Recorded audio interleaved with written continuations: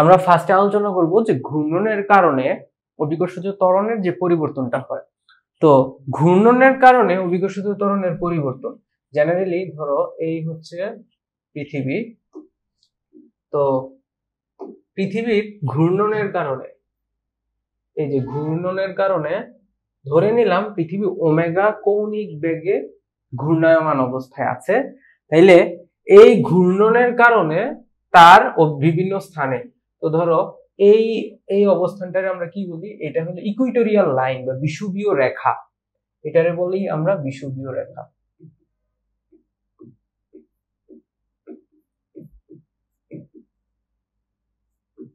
ওকে, আর এটা কি মেরু অঞ্চল। এখন যে কোনো স্থানে ধরো বিষুবীয় অঞ্চল থেকে ধরো এইদিকে যদি আমরা যাই, তাহলে এটা কিন্তু অক্ষাংশ, আস্তে আস্তে অক্ষাংশ বাড়তে থাকে। ওকে, সো বিষুবীয় রেখা বরাবর অক্ষাংশ 0 ডিগ্রি অক্ষাংশ, এরপরে উত্তর ডিগ্রি পশ্চিম ডিগ্রি অক্ষাংশে সেটা হচ্ছে বিভক্ত হয়। ভেক্টরে যেরকম আমরা দিক বিভক্ত করেছিলাম, ঠিক তেমনি আমাদের এই স্থান নির্ণয়ের ক্ষেত্রে দ্রাঘিমা রেখা, অক্ষরেখা, ওই জিনিসগুলো এভাবে পরিবর্তনশীল। সো ধরো যে কোনো অবস্থানে আমার কোনো বস্তুর ওজন যদি হয় mg ড্যাশ, তার মানে জি এর পরিবর্তন হইতেছে। তাহলে কিসের পরিবর্তনের সাপেক্ষে জি এর পরিবর্তন হচ্ছে? অক্ষের পরিবর্তনের সাপেক্ষে জি এর পরিবর্তন হচ্ছে, সেটা ঘূর্ণনের কারণে। ওকে, সো এখন আমরা এই জি নিয়ে অ্যানালাইসিস করব, জাস্ট জিনিসটা বুঝার ট্রাই করব। ধরো পৃথিবীর ক্ষেত্রে এই জায়গায় আমরা জি বের করব, এই জায়গায় আমরা জি বের করব। তো এটা হচ্ছে পৃথিবীর কেন্দ্র। তো পৃথিবীর কেন্দ্র বরাবর কে আছে? পৃথিবীর কেন্দ্র বরাবর আছে জি। পৃথিবীকে পৃথিবী এমজি বলে বস্তুকে টানতেছে। ওকে, সো এখন এমজি বলে বস্তুকে টানতেছে, আমরা বস্তুর ফ্রেম থেকে দেখতেছি। তাহলে বস্তুর ফ্রেম থেকে যদি দেখি, তাহলে বস্তুর ফ্রেম থেকে দেখলে এই দিকে একটা কি তৈরি হয়, এই বরাবর একটা বৃত্তাকার, মানে এই বস্তুটা যে ঘুরতেছে, পৃথিবী যে ঘুরতেছে, এই বস্তুটা কিন্তু এই ছোট্ট বৃত্তাকার পথে ঘূর্ণায়মানশীল আছে। তাহলে বস্তুটা বাহিরের দিকে যে বলটা লাভ করে বা ফিল করে, বা যে বলটা হচ্ছে সে তার মধ্যে মনে করে যে সে আছে, সেই বলটা কি কেন্দ্র বিমুখী বল, m ওমেগা স্কয়ার r। ওকে, সো এটা হচ্ছে r। এখন এই r এবং এই পৃথিবীর ব্যাসার্ধের মধ্যে যে সম্পর্ক m omega square r cos square capital, আচ্ছা আমরা এটা একটু দেখি, দেখো এবার এদিকে, এই হলো r, আর আমাদের যে ল্যামডা, এটা হচ্ছে ল্যামডা, এটা হলো ল্যামডা r। এখন এই জায়গায় r এবং এই r এর মধ্যে যে সম্পর্ক, সো cos ল্যামডা, সো ল্যামডার সাথে যেটা আছে এটা ভূমি বাই অতিভুজ। তাহলে r small r is equal two capital R cos lambda. তাহলে এখানে আসতেছে যে r cos ল্যামডা। ওকে, তাহলে এখন এই জায়গায় দেখো, এই জায়গায় আমাদের এই যে বলের উপাংশ, এখানে কিন্তু দুইটা আছে, আমরা একটাকে বাদ দিয়ে ফেলি, বইয়ে আসলে যে ভুলটা করছে। তো আমরা এখানে একটু ক্যালকুলেশন করি যে এই বস্তুটা এখানে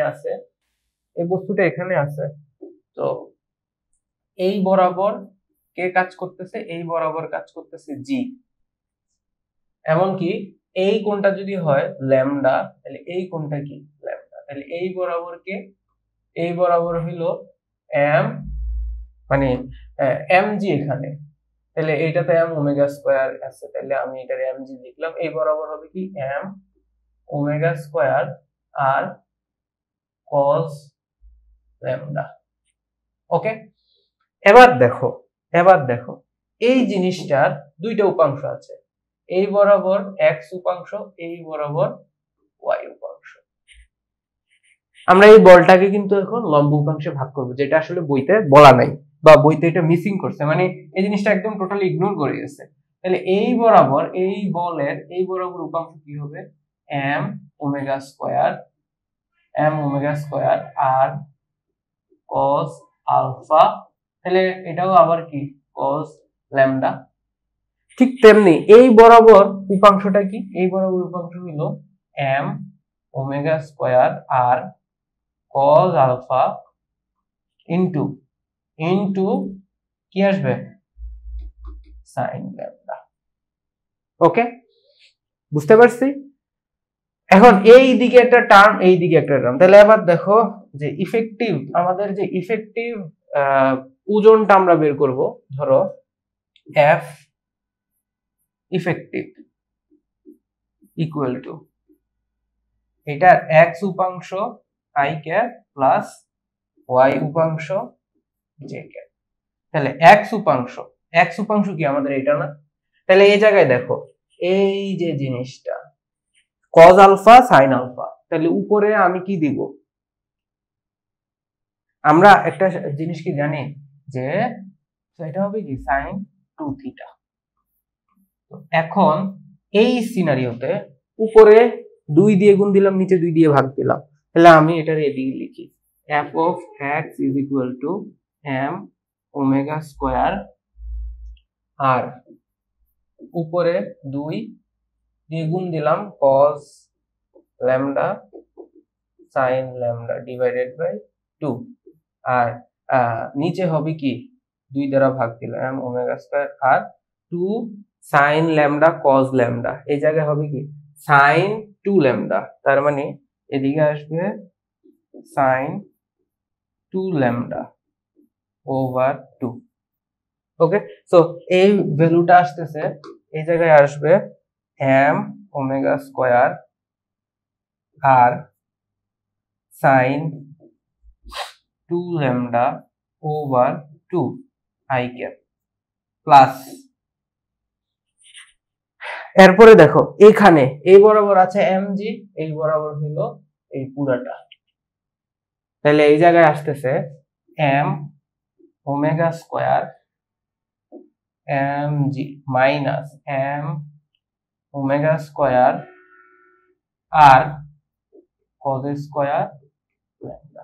এখন এটারে যদি আমরা অ্যাপ্রক্সিমেট করি, এই জিনিসটা আসলে খুবই ক্ষুদ্র আসে, এই জিনিসটা খুবই ক্ষুদ্র, সো এটার ভ্যালুকে আমরা ইগনোর করে থাকি, এটা হচ্ছে খুবই ক্ষুদ্র, সো f ইফেক্টিভ অনেকটা চলে আসে এরকম, হ্যাঁ mg আমি নট ইকুয়াল লিখলাম mg minus m omega square r cos square lambda.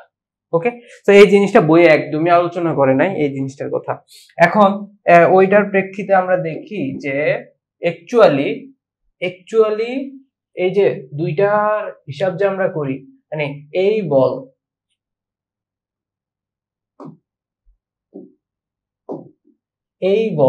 এবং এই বলের লব্ধি হচ্ছে অনেকটা এই বরাবর থাকে, যেটার আমরা জি ড্যাশ বলতে পারি বা জি ইফেক্টিভ বলতে পারি, যেটা অ্যাকচুয়ালি ঘূর্ণনের কারণে বা অক্ষাংশের কারণে যে বিকশিত ত্বরণের পরিবর্তিত ত্বরণের কারণে যে ওজনটা আছে। ওকে, তাহলে এই জায়গায় আমরা লিখতে পারি জি ড্যাশ অথবা g lambda is equal to g minus omega square r cos square lambda. Okay, তো আমি এটা পরবর্তী পেজে অ্যানালাইসিস করি যে আমরা জি ল্যামডা পেলাম জি minus omega square r cos square lambda. ওকে, তাহলে এটা কিছু কেস আছে, এই কেসগুলো আমরা অ্যানালাইসিস করব এখন। তো কেস নাম্বার 1, কেস 1 হচ্ছে যখন lambda 0 degree, lambda 0 degree, lambda যখন 0 ডিগ্রি তখন cos আলফা cos 0 ডিগ্রি কত 1, রাইট, ল্যামডা 0 ডিগ্রি, এটা হচ্ছে 1, তাহলে জি ইফেক্টিভ বা এটার আমরা জি ল্যামডা দিতে পারি অথবা g effective is equal to g minus omega square r. Next case number 02, lambda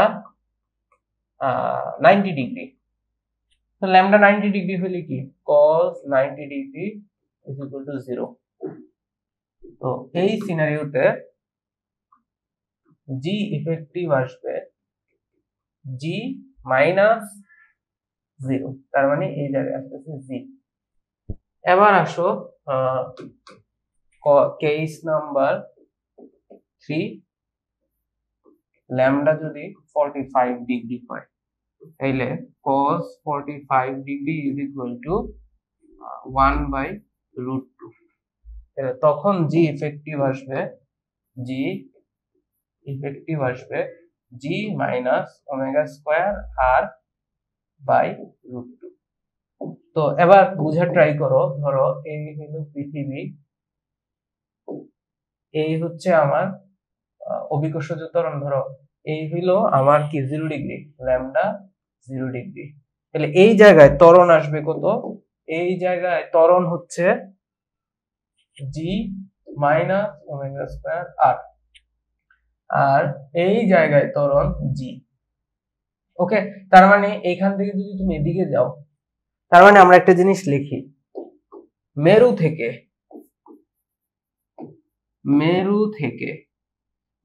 না, বিষুব অঞ্চল থেকে, বিষুব অঞ্চল থেকে বিষুবীয় অঞ্চল থেকে মেরুতে গেলে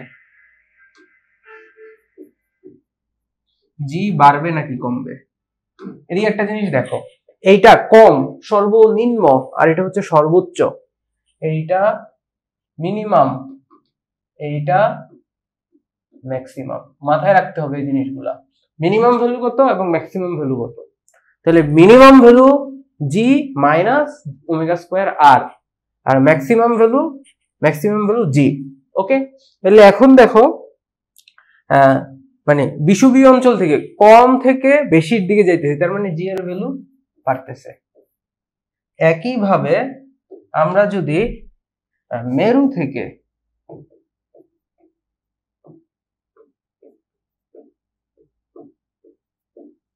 বিষুবীয় অঞ্চলে গেলে জি এর ভ্যালু কি হবে, কমতে থাকবে। ওকে, তো আমরা যখন এইভাবে আসবো তখন এটা কমতে থাকবে। ক্লিয়ার? তাইলে এইটার যে অ্যাকচুয়ালি গ্রাফিক্যাল রিপ্রেজেন্টেশনটা কেমন, এটা কেমন হবে? আচ্ছা, এবার আমরা গ্রাফিক্যাল রিপ্রেজেন্টেশনটা যদি দেখি, যে g effective is equal to g minus omega square r cos square lambda. তাহলে এই জায়গায় কিন্তু আমাদের পরিবর্তন হচ্ছে কে কে। আমরা গ্রাফ ড্র করব, আমরা গ্রাফ আঁকবো এখান থেকে জি ভার্সেস ল্যামডা। ওকে, তাহলে এবার দেখো এটার মিনিমাম এবং ম্যাক্সিমাম। মিনিমাম কখন, যখন lambda is equal to 0 degree. Maximum কখন, যখন lambda is equal two 90 degree. তাহলে মিনিমামটা কত আসে, জি মিনিমাম 0 ডিগ্রি হইলে জি মাইনাস ওমেগা স্কয়ার আর, আর ম্যাক্সিমাম হইলে জি আসবে। এখন এই জিনিসগুলো দেখো, যে আমরা এই জায়গায় কি করতে পারি।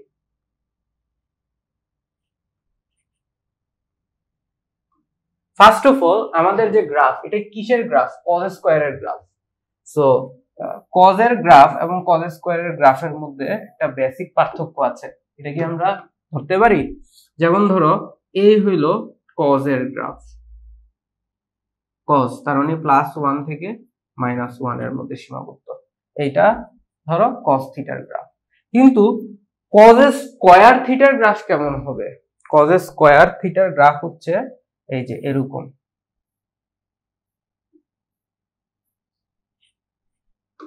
ওকে, এটা কিসের গ্রাফ? কজ স্কয়ার থিটার গ্রাফ। তাহলে এটা কতটুক পর পর রিপিট হচ্ছে? কতটুক পর পর রিপিট হচ্ছে? দেখো, মানে আমরা জিনিসগুলো এভাবে চিন্তা করব যে এই যে cos থিটা +1 -1 এর মধ্যে লিমিটেড, আর cos স্কয়ার থিটা +1 আর 0 এর মধ্যে লিমিটেড, এর কিন্তু এর নিচে যাবে না। তাহলে তুমি আবার বলো cos যখন 0 হয়, cos কখন 0 হয়? cos 0 কিন্তু 90 ডিগ্রিতে হচ্ছে, তার মানে এই যে 90 ডিগ্রিতে, ঠিক তার পাই পরে 270, ঠিক তার পাই পরে 270 এর পরে কত পাই, তার মানে 180 পরে 450। ওকে, তার মানে এই রেঞ্জে হচ্ছে যে জিনিসটা চেঞ্জ হইতেছে। ঠিক তেমনি আমাদের গ্রাফ কি? আমাদের গ্রাফ কিন্তু cos স্কয়ার ল্যামডার গ্রাফ। ওকে, তাহলে এইটা ছিল থিটা। এবার আসো, আমাদের আগে আমরা মিনিমাম ভ্যালু বের করব।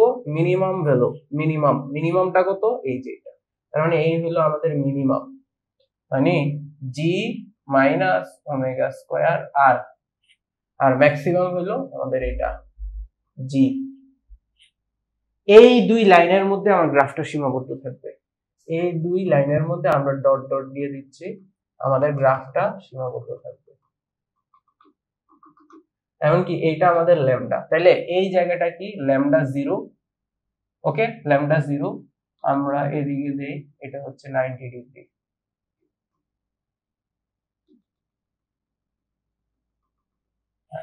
তার মানে আমরা ল্যামডা 0 এবং 90 ডিগ্রির মধ্যে সবকিছু বিবেচনা করব। তাহলে এটা মিনিমাম, এটা জি। তাহলে 0 ডিগ্রিতে যখন থাকে তখন কি মিনিমাম, যখন থাকে তখন মিনিমাম, তাহলে মিনিমাম থেকে 90 ডিগ্রিতে যায় ম্যাক্সিমাম।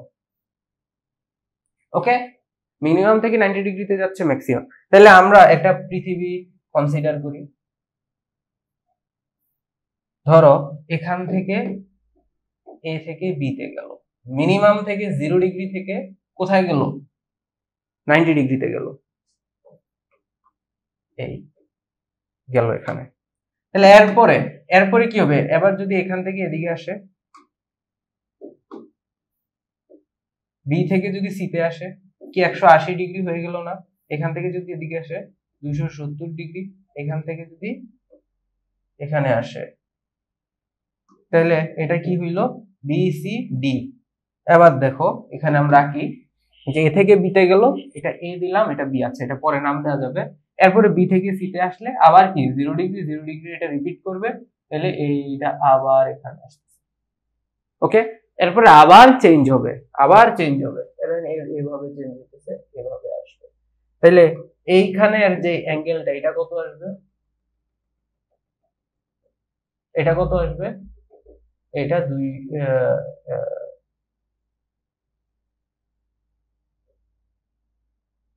180, এটা 270, আর এইটা 360 ডিগ্রি।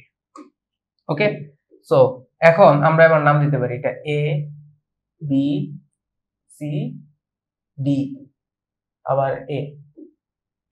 ওকে, সো এইভাবে চেঞ্জ হইতেছে। তার মানে কজের গ্রাফ, মানে সোজা কথা, আমরা যদি সিম্পলি গ্রাফটা আঁকি, তাহলে গ্রাফটা হচ্ছে তোমার এই দুই লাইনের মধ্যে এইভাবে আছে, এইভাবে। ওকে, এভাবে আছে গ্রাফটা, আর কিছুই না। এটা জি আর এটা জি মাইনাস ওমেগা স্কয়ার আর। জাস্ট কিসের গ্রাফ এটা? এটা হচ্ছে কজ স্কয়ারের গ্রাফের জাস্ট একটু শিফট হইলো আর কি উপরের দিকে, দ্যাটস ইট, আর কিছুই না। হ্যাঁ, এটা মিনিমাম ভ্যালু, এটা ম্যাক্সিমাম ভ্যালু। ওকে, মিনিমাম ভ্যালুটা আমরা কখন পাবো? যখন আমরা আমাদের কোথায় বিষুবীয় অঞ্চলে, বিষুবীয় অঞ্চলে জি এর মিনিমাম ভ্যালু, জি এর ভ্যালু দ্বারা আমরা 0 পাচ্ছি না, দ্যাটস ওয়াই আমরা এখানে 0 দ্বারা 0 থেকে এখানে শুরু করি নাই। তোমরা যদি এটা এখান থেকে শুরু করো তাহলে গ্রাফটা এখান থেকে শুরু হবে, আরো যদি নিচ থেকে শুরু করতে নিচ থেকে শুরু হবে। এটা নিয়ে তেমন কোনো দ্বিমত মানে কনফিউশন থাকা যাবে না, বা কনফিউশন সিচুয়েশন নাই অ্যাকচুয়ালি। তো বিতে এসে ম্যাক্সিমাম হইলো ম্যাক্সিমাম জি এভাবে চেঞ্জ হইতেছে। এটা জেনারেলি বইতে এরকম দেখানো হয় নাই, এটা একটু মাথায় রাখা ভালো। এবার আসো যে আমরা জি এর পরিবর্তনগুলো আরেকটু দেখি, যে g lambda is equal to g minus omega square r, এই জিনিসটা কিভাবে চেঞ্জ হচ্ছে। মেরু থেকে মেরুতে পোল, আমরা পোলে দিচ্ছি জি আর ইকুয়েটরে জি মাইনাস ওমেগা স্কয়ার আর। তো পৃথিবী যদি তার জেনারেল গতিতেই থাকে, সাধারণ গতিতেই থাকে, তাহলে তাহলে কি আসবে, মানে পৃথিবীর যে omega is equal two 2π/t, আমরা আহ্নিক গতি বিবেচনা করতেছি বা ডেইলি মোশন, রেগুলার মোশন বিবেচনা করলে একদিনে 24 ঘন্টা, তাহলে 2π/ সেকেন্ডে যদি নেই 86,400। ওকে, তো এই ভ্যালুটা এখানে বসাবা, আর এর ভ্যালু বসাবা, তাহলে আমরা এই যে মেরু ও বিষুবীয় অঞ্চলের মধ্যে পার্থক্য, মেরু ও বিষুবীয় অঞ্চলের মধ্যে ত্বরণের যে তারতম্য, কোথায় বেশি, বেশি থেকে কম, কোথায় বেশি, g pole minus g equator equal to g pole কত, পোল হচ্ছে g minus equator minus g plus omega square r, তাহলে ওমেগা স্কয়ার আর হচ্ছে ডেল জি। ঠিক আছে, তাহলে এটা বের করে ফেলতে পারবো, তাহলে ওমেগা স্কয়ার ডেল জি হচ্ছে ওমেগা স্কয়ার আর, তাহলে omega square 2π into 2π divided by 86,400 into 86,400 into কত 6,400 কিলোমিটার ইন্টু 10 কিউ। ওকে, তো এখান থেকে তোমরা জি এর যেই পরিবর্তন ওইটা আমরা বের করে ফেলতে পারি। তো এটা আসতেছে 3.385 into 10⁻⁻² metre per second square. Clear? এখন এইখান থেকে আমরা জি এর যদি শতকরা পরিবর্তন বের করি, তাহলে শতকরা পরিবর্তন,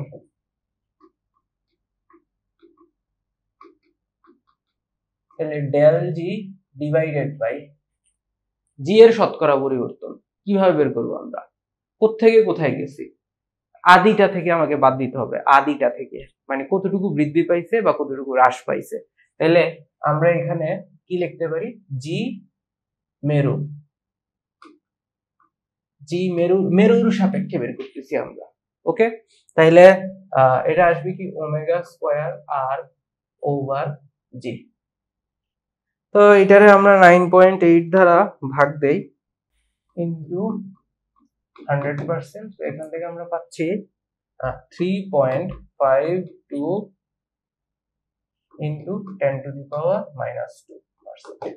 ওকে, সো এইরকম পার্সেন্টেজ হারে জি এর পরিবর্তন হইতেছে। এটা কি হ্রাস নাকি বৃদ্ধি, এটা হচ্ছে মানে মেরুর সাপেক্ষে বের করছি, তো তাহলে এটা কি হ্রাস, বৃদ্ধির ক্ষেত্রে এটা হয়ে যাবে এই পরিমাণ বৃদ্ধি, মেরুর সাপেক্ষে না করে ওই তুমি ইয়ের সাপেক্ষে করে ফেলতে পারো, বা 45 ডিগ্রি অক্ষাংশের জন্য তোমরা বের করতে পারো। ওকে, তো মেরুর সাপেক্ষে আমরা শতকরা পরিবর্তন বের করে দেখলাম, ওভারঅল জি এর পরিবর্তনের মিনিংটা আমরা বুঝলাম, জি কিভাবে চেঞ্জ হয় সেটাও আমরা বুঝলাম। তো আরেকটা জিনিস, পৃথিবীর যদি বার্ষিক ঘূর্ণন বিবেচনা করি, পৃথিবীর বার্ষিক ঘূর্ণন বিবেচনা করি, তো পৃথিবীর বার্ষিক ঘূর্ণন বিবেচনা করলে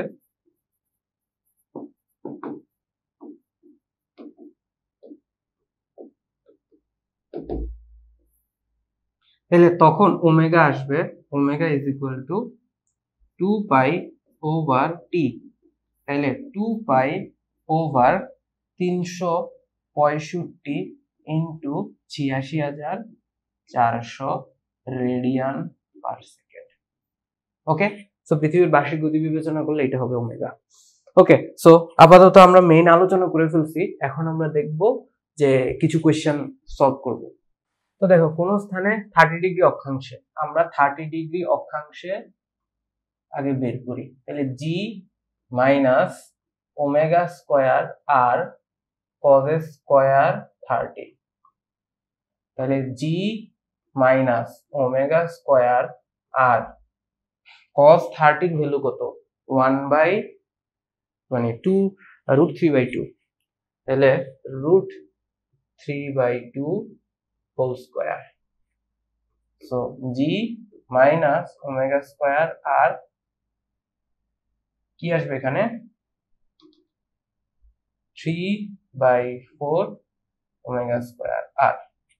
তাহলে মেরু অঞ্চলের সাথে, তাহলে মেরু অঞ্চলে জি, তাহলে পার্থক্য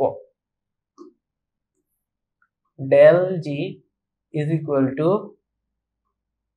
GP minus g 30 is equal to g p g minus g plus 3/4 omega square r, 3/4 omega square R.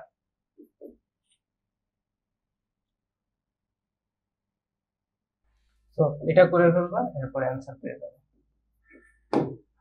Okay, so next, পৃথিবীর ঘূর্ণনের কারণে অভিকর্ষিত ত্বরণের পরিবর্তন, আণবিক গতির জন্য মেরু অঞ্চল এবং নিরক্ষরেখায় অভিকর্ষিত ত্বরণের মানের পার্থক্য কত? এটা তো আমরা অলরেডি করছি যে del G is equal to omega square r, এটা অলরেডি আমরা সলভ করছি। নেক্সট, নিরক্ষরেখায় অভিকর্ষিত ত্বরণের মান 0 হতে হলে, নিরক্ষরেখায় নিরক্ষরেখার বিষুবীয় রেখায় কি 0 হতে হলে পৃথিবীর আবর্তনের কৌণিক গতি কত হতে হবে, এবং পৃথিবীর গড় ঘনত্ব এত, আর এসআই একক হলে বেগের মান নির্ণয় করো। এখন হলো এই কৌণিক বেগের মান নির্ণয় করো পৃথিবীর বর্তমান কৌণিক বেগের কত গুণ, পৃথিবীর বর্তমান কৌণিক বেগের কত গুণ। আচ্ছা, কৌণিক বেগের মান নির্ণয় করতে বলছে, ফাইন। আমরা এখানে ঘনত্ব আছে, তাইলে এই জি এর জিনিসটা, জি হচ্ছে g M over r square. So পৃথিবীর জন্য rho is equal to M by V, M is equal to rho V. So rho থাকলো এখানে 4/3 pi r cube. So 4/3 pi rho r cube. এখানে আসতেছে যে g by r square 4/3 pi rho r cube. এখান থেকে আমরা পাই আর square কাটা যাচ্ছে, তো 4/3 পাই রো জি আর, এইটাই হইল আমাদের জি। ওকে, তাহলে এখন আমরা সলভ করি। আসো, যে নিরক্ষরেখায় অভিকর্ষিত ত্বরণের মান, ওকে ফাইন, আমরা নিরক্ষরেখায় বের করি যে 90 ডিগ্রি না, 0 ডিগ্রিতে is equal to g minus omega square r. তো আমরা চাই এই জায়গায় অভিকর্ষিত ত্বরণের মান কত হইতে হবে, 0। তাহলে 0 হইতে হলে g is equal to g minus omega square r. তাহলে এখান থেকে আমরা পাচ্ছি omega is equal to square root of g by r, omega is equal to square root of g by r. তো এখন এই সিচুয়েশনে আমাকে বলতেছে যে ঘনত্ব দেওয়া আছে, তার মানে ঘনত্ব দিয়ে আমরা এই কাজটা এখান থেকে করে ফেলতে পারবো। G is equal to 4/3 pi rho,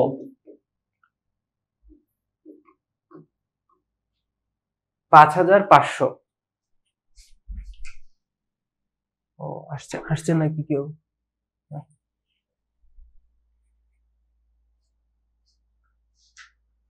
5,500 into 6.673 into 10 to the power minus 11 into 6.4 into 10 to the power 6. So 4/3 pi rho জি আর চলে আসছে, এই হচ্ছে আমাদের জি। তো এইটাকে আবার আমরা আর দ্বারা ভাগ দিব। তো দেখো এখানে এটার একটা সুন্দর একটা ইকুয়েশন আসবে। দেখো আমরা এটা না করেও এই জিনিসটার ফরম্যাটটা এভাবে লিখি 4/3 পাই রো জি। ওকে, এটা হচ্ছে ওমেগা। তাহলে omega is equal to 4 pi rho G over 3 radian per second. ঠিক আছে, এটা হচ্ছে এই সিনারিওতে জি। তাহলে কত আসে? 4 into pi into 5500 into 6.67 into 10 to the power -11 divided by 3। এটা পাচ্ছি omega is equal to 1.24 into 10 to the power -3 radian per second.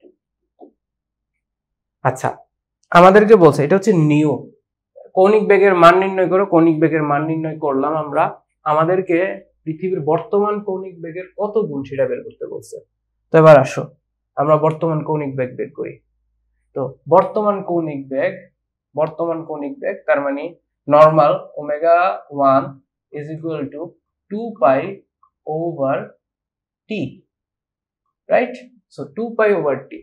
So 2 pi over 86400 radian per second. এইটাকে আমার ক্যালকুলেটর দিয়ে করলে আমরা পাই 2 পাই ভাগ 86400 7.272 into 10 to the power -5 radian per second. আর omega 2 হচ্ছে 1.24 into 10 to the power -3, 1.24 into 10 to the power -3 radian per second. তাহলে কত গুণ? Omega 2 divided by omega 1 is equal to 1.24 into 10 to the power -3 divided by 7.272 into 10 to the power -5. So এটা আসবে 1.24 into 10 to the power -3 divided by answer. So এটা হচ্ছে প্রায় কাছাকাছি 17 গুণ। ওকে, সো নতুন যে ওমেগা আসতেছে ওমেগা 2 সেটা 17 ইনটু ওমেগা 1, পূর্বেরটার 17 গুণ। সো এটাও অনেক সময় কোশ্চেনটা এরকম আসে যে কত গুণ হলে ওজনহীনতা অনুভব করবে, কত গুণ হলে ওজনহীনতা অনুভব করবে। তো বা ওমেগার পরিবর্তন কত হইলে, পরিবর্তন বের করতে হইলে, তাহলে পরিবর্তন ওমেগা 2 মাইনাস ওমেগা 1, তাহলে 17 ওমেগা 1 মাইনাস ওমেগা 1 16 ওমেগা 1। ওকে, বর্তমানের 17 গুণ হতে হবে আর পরিবর্তনটা 16 গুণ। ঠিক আছে, নেক্সট এটার মানে দাঁড়াচ্ছে, দেখো পৃথিবীর ঘূর্ণনের কারণে অভিকর্ষিত ত্বরণের যে পরিবর্তন, অভিকর্ষিত ত্বরণের পরিবর্তন কোনো কারণে পৃথিবীর আবর্তন বন্ধ হলে, আচ্ছা কোনো কারণে বন্ধ হলে মানে হলো ওমেগা 0 হলে। ওমেগা 0 হলে নিরক্ষরেখায় অবস্থিত কোন বস্তুর শতকরা পরিবর্তন কত হবে? ফাইন, আচ্ছা যখন থাকবে ওমেগা থাকলে G1 is equal to G minus omega square R, আর ওমেগা না থাকলে G2 is equal to G। তখন শতকরা পরিবর্তন G is equal to G2 minus G1। G2 হচ্ছে G minus G plus omega square R। So del G is equal to omega square R. Okay, so এইটাই হলো শতকরা। আচ্ছা, শতকরা পরিবর্তন যদি তোমার বের করতে হয়, শতকরা পরিবর্তন, তাহলে ওজনের শতকরা পরিবর্তন কত হবে? এইটাই ওজনের শতকরা পরিবর্তন হবে ওজনের মানে প্রাথমিকের সাপেক্ষে ওজন। দেখো এখানে একটা জিনিস দেখো, আগে ছিল এটা, নতুন হয়েছে এটা, বাড়ছে নাকি কমছে? বাড়ছে নাকি কমছে? বেড়ে গেছে। তাইলে শতকরা পরিবর্তন is equal to del g over g. Del g over g হচ্ছে ডেল জি ওভার জি, তাহলে ওমেগা স্কয়ার আর, এটা হলো ওল্ড, আর এই ওল্ডটা কত থাকলে জি মাইনাস ওমেগা স্কয়ার আর ইন্টু 100%, এটা তোমরা বের করবা। তাহলে এইটাই হচ্ছে ইকুয়েশনের অ্যান্সার। জাস্ট মান বসায় বের করবা, দ্যাটস ইট, আর কিছুই না।